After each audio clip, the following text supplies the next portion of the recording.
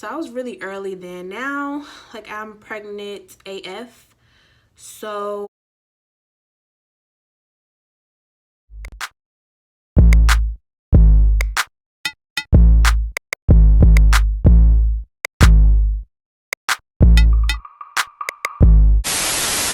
now, just to update y'all, I'm in my last trimester. I'm actually 37 weeks and 3 days. So I'm pretty much there. Like, I can really go any day now. Like, I'm waiting pretty much 3 weeks completely to my due date.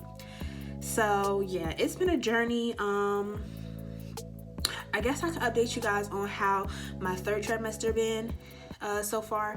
So pretty much second trimester was really chill for the most part. Like, I think the worst, like, okay, now I can say out of the whole pregnancy, the worst trimester was the first trimester, because that one, it was like really hard to adjust. Like, that one I feel like was the most physically demanding and emotionally demanding, because when I first got pregnant, it was really hard. I remember telling you guys it was hard for me to adjust to like a pregnancy body, like gaining weight and, you know, the stretch marks and the boobs. And, you know, when you get pregnant, your boobs tend to get really big and swollen, and on top of that, like, your nipples get darker. It's just a lot of adjustments that you have to make, you know. Your hormones are all out of whack, so you're always emotionally unstable. It was a lot to deal with, and it took a toll on me. It took a really long time for me to get used to like my new body and stuff, especially a person like me, because y'all know I used to do bottle services. So not saying that I was like really adamant on my body, or like my body was super important to me, but it did mean a lot to me. Like, I tried to work out and, you know, keep my body up so that I could, you know, look good. So when I lost my body, it was just like, I don't know, it was kind of sad. Like, I still feel like I'm bothered by it, especially now because at the place that I'm in my pregnancy now. Okay, so this is a side shot of how big I am now. A whole nother story. Like, this is what my stomach looks like.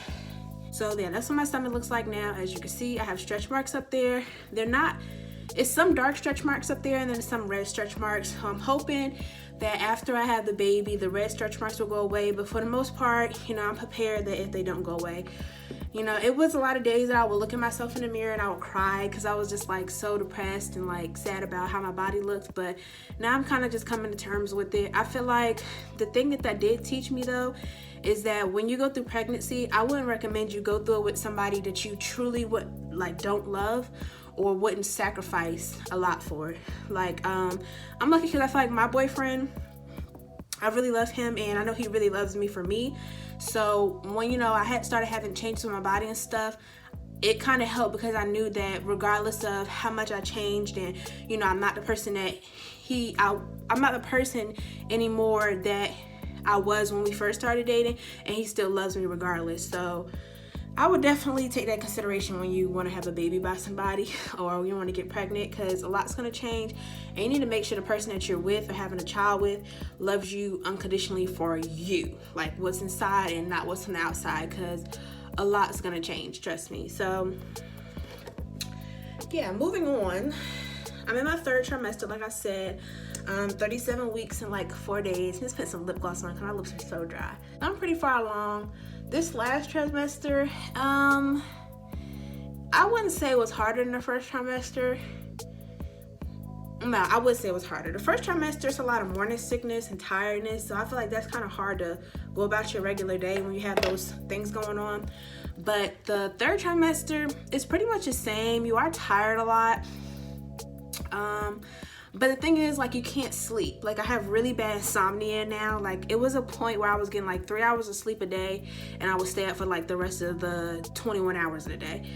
So yeah, that was kind of hard. And then Braxton Hicks contractions, which, if you don't know what those are, they're pretty much like practice contractions to get your body ready for birth.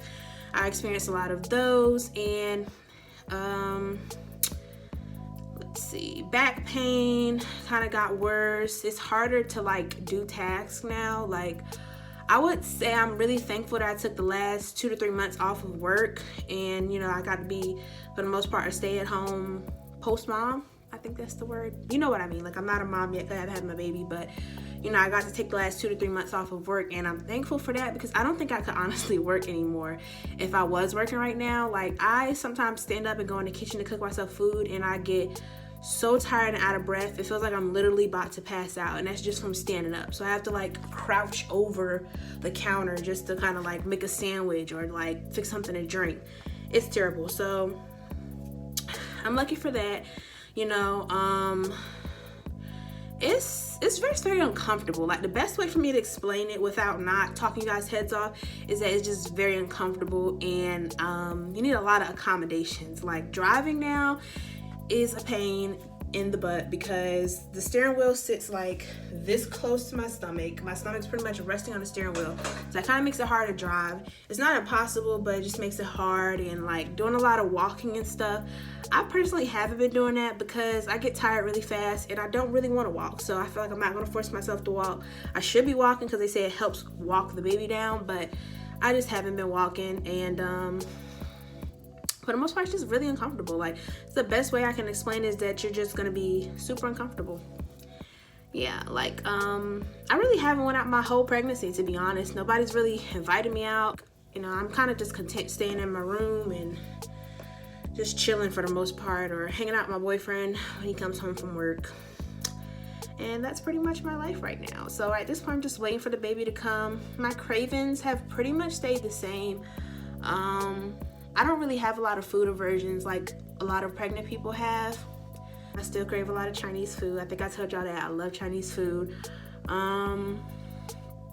That's pretty much it. Like, it was really stuff that I already liked eating anyway. I just like it more now. Yeah.